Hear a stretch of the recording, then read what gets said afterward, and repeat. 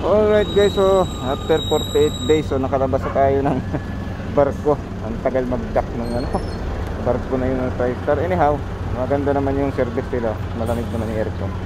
So yun pala guys, pagdating nyo dito sa Tabuelan, may babayaran pa kayong 60 dun sa ano, sa PPA yata yun. Oo. Pero bago sa akin yun ha, kasi kalimitan pag may pagdadaong ka, bababa ka na, wala ka nang babayaran eh. Ano, ewan ko lang.